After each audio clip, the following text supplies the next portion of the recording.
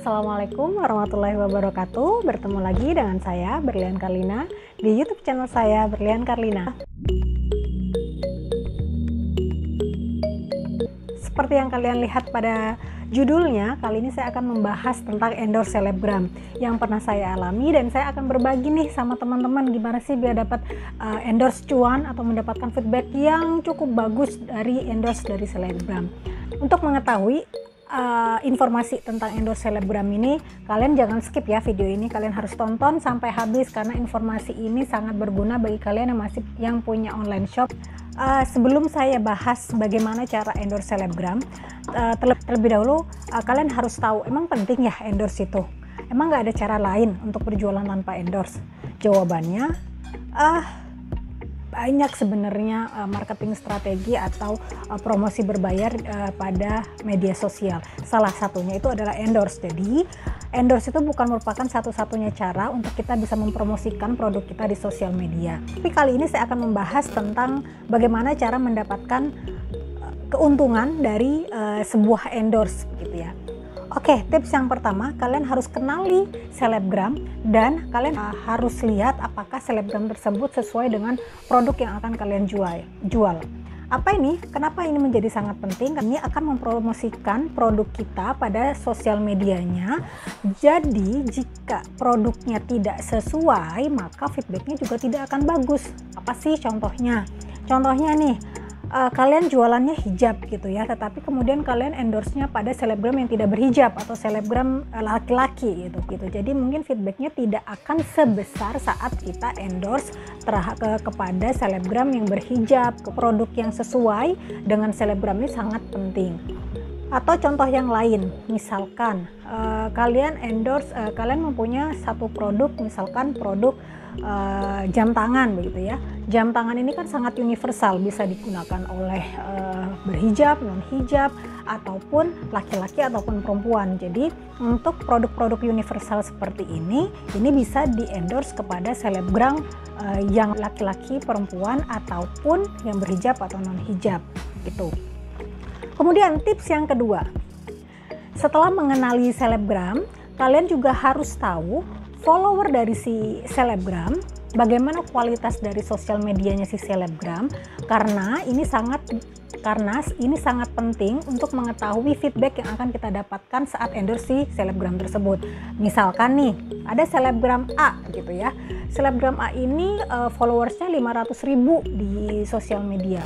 Kemudian kalian lihat bagaimana berapa sering mereka memposting feednya atau memposting foto atau video di dalam sosial medianya, baik berupa feed IG ataupun stories gitu. Nah, setelah kalian lihat seberapa sering frekuensinya si selebgram ini, kalian juga harus amati bagaimana kualitas dari setiap postingan yang mereka post. Bisa dilihat dari number of like, dilihat like-nya tuh banyak nggak sih? Atau kalau misalkan mereka mengupload stories, bagaimana dia berinteraksi dengan followersnya. Karena penting ya, sekarang algoritma Instagram itu sudah berbeda dari yang dulu.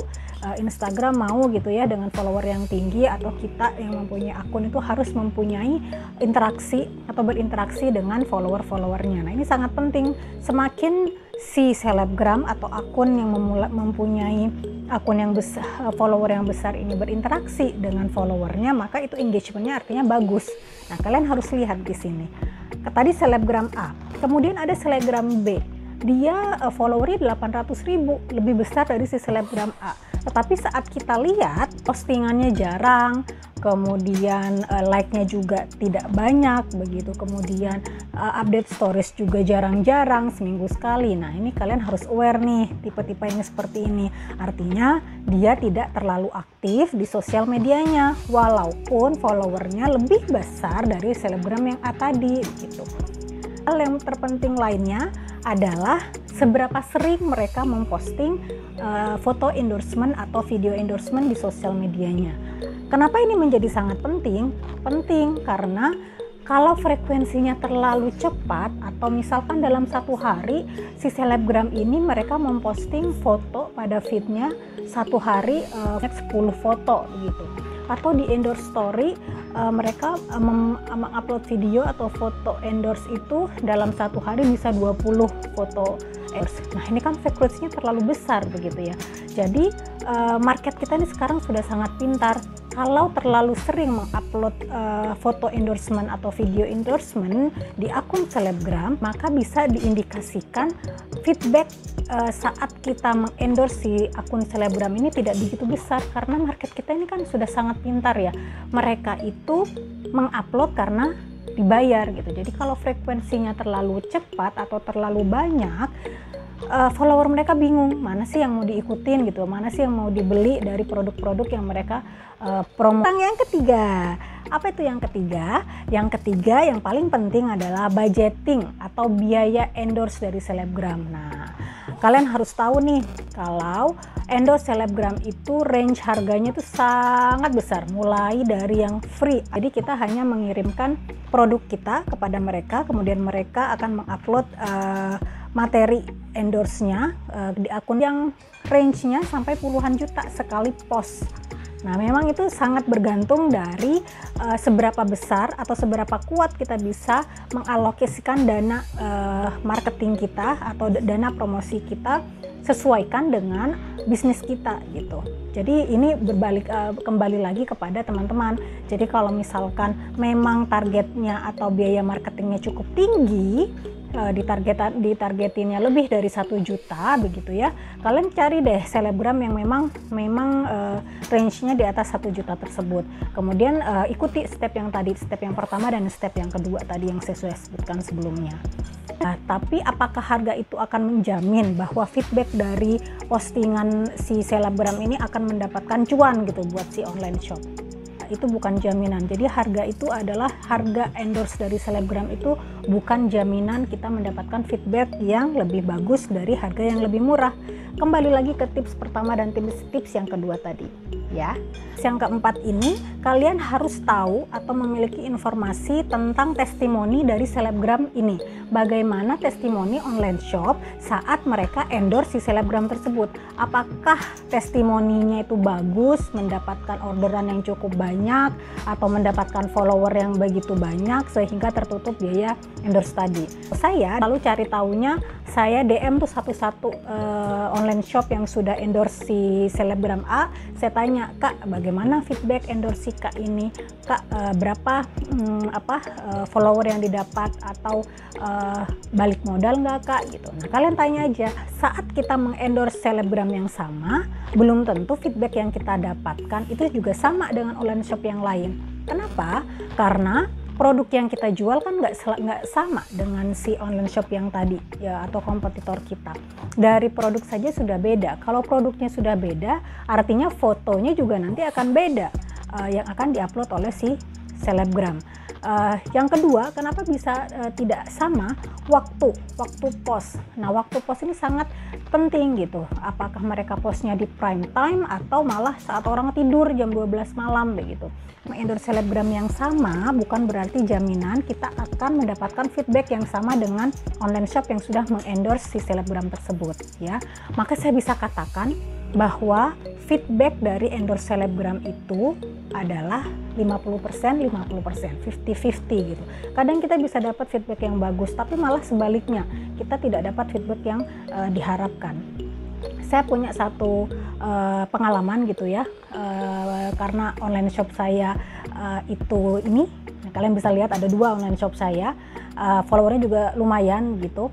Jadi memang followernya saya tidak beli, saya dapatkan dari endorse. Kemudian dari pengalaman endorse saya, memang nggak semuanya itu mempunyai mendak yang bagus. Misalkan nih, saya pernah endorse si selebgram B gitu ya, saya katakan selebgram B.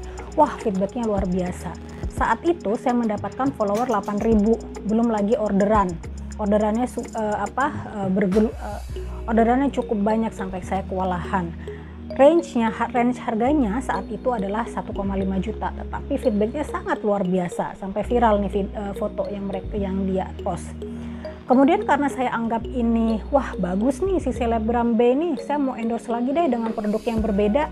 Harapannya feedbacknya kan sama ya, karena ngelihat wah ini bagus begitu.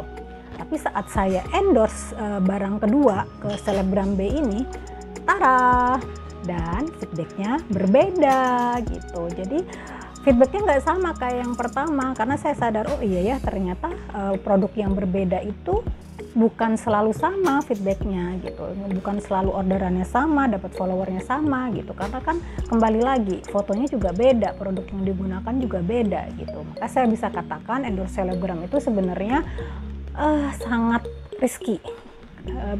Saya katakan tadi adalah 50-50. Oke. Kemudian tips yang terakhir, tips yang kelima, apa sih? Tips yang terakhir adalah cukup nggak sih dengan hanya endorse saja kemudian kita berharap kita dapat orderan, kita dapat orderan kemudian kita dapat follower yang banyak, cukup nggak kita biarkan saja gitu dengan endorse? Jawabannya adalah tidak. Jadi algoritma Instagram saat ini memang berbeda ya dengan algoritma Instagram pada 3 atau 4 tahun yang lalu. Kalau dulu saya mungkin bisa rely 100% sama endorse, tapi kalau sekarang online shop jangan deh terlalu berharap dari endorse. Kenapa? Karena ya tadi yang saya bilang, keuntungannya itu 50-50 gitu. Jadi kita harus minimize 50 yang loss tadi, 50 yang kemungkinan rugi tadi. Bagaimana caranya? Kalian harus tahu saat kita endorse, kita akan mendapatkan soft copy dari foto atau video yang digunakan atau materi promosi yang dipakai selebgram itu akan dibagikan kepada kita sebagai online shop. Nah, materi foto dan video ini jangan kita abaikan, kita harus gunakan untuk kita promosikan kembali. Caranya gimana promosikan kembali? Ya caranya ada banyak, ada yang gratis, ada yang berbayar. Yang gratis ya tinggal kita upload ulang materi video dan foto yang kita dapatkan di Instagram kita. Kemudian kita tag si selebgram tadi yang sudah menggunakan produk kita.